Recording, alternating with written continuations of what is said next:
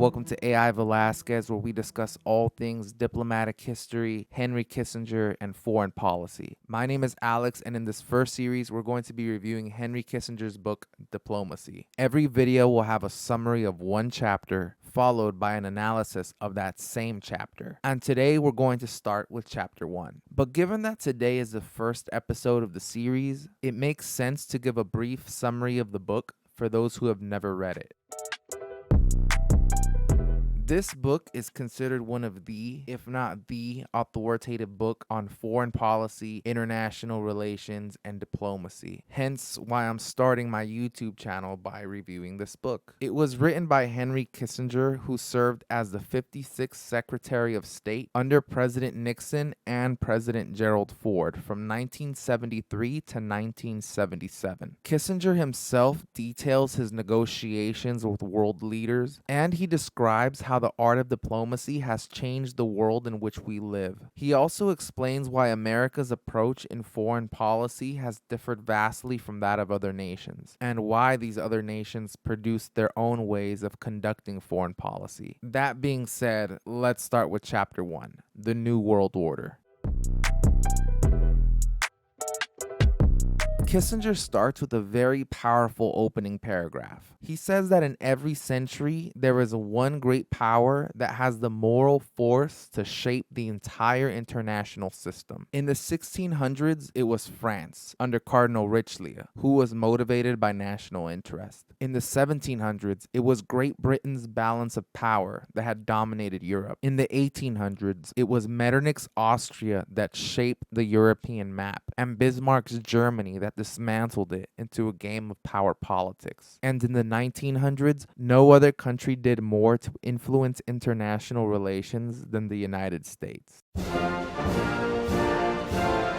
But America's approach to foreign policy has been vastly different from that of Europe. Europe's foreign policy was based on a balance of power. When nation states began to arise in Europe from 1500 to 1815, to prevent one state from dominating all of Europe, a combination of states would join together to check the other power or powers. In other words, to balance the powers on the European continent. Kissinger states that the balance of power is a relatively new type of international relation, because for the majority of human history, empire was the traditional mode of government, and empires are not interested in a balance of power, since they seek to be the only power. And from 1815 to 1914 is a European era known as the classical balance of power. This was established by the Congress of Vienna in an attempt to shape the European map so that no one state would dominate Europe, and this era came to an end with the start of the First World War, after which the United States emerged as a dominant power. The 20th century later became a two-power world, dominated by the United States and the Soviet Union during the Cold War. It's at this point in the chapter where Kissinger begins to predict what the world has in store for the 21st century, given all of the information that Kissinger had when the book was published in 1994. First, he said that the United States military power would decline, given the absence of a clear-cut adversary like the Soviet Union. This would cause the United States to shift their resources from defense to other priorities. As a result, there would be more military equilibrium in the 21st century. Second, he said that this new world order would look more like the 18th and 19th century European model than that of the 20th century Cold War era, split between two superpowers. Hence, he said that this new world order would have 6 major powers: the United States, Europe, China, Japan, Russia, probably India. He then goes on to write a few paragraphs on each of these powers, and the courses they must choose to chart during the 21st century. Europe will attempt to compensate its relative weakness amongst the 6 powers by forming a united Europe.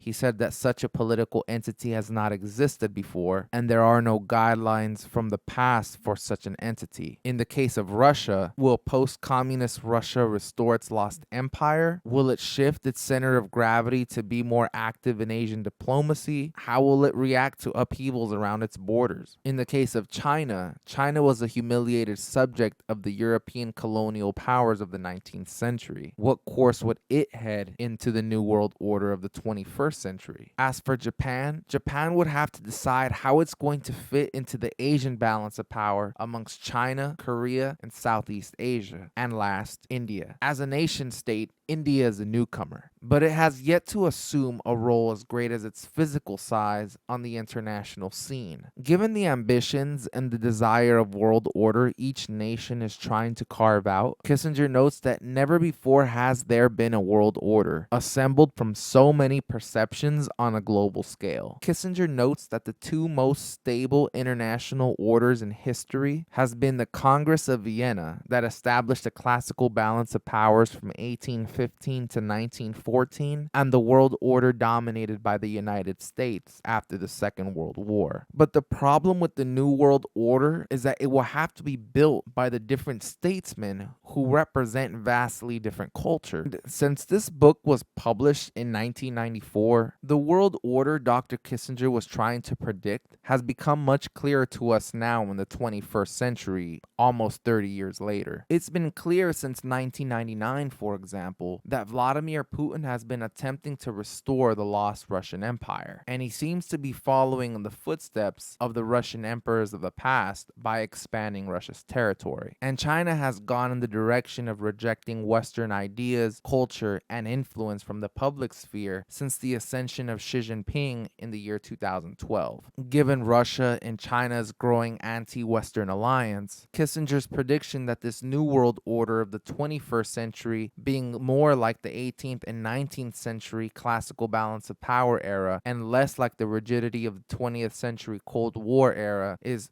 turning out to be an incorrect thesis. So that's it for this first chapter. In the next episode, we'll be looking at chapter 2, The Hinge, Theodore Roosevelt or Woodrow Wilson. Make sure you hit like and subscribe, and I'll see you in the next one.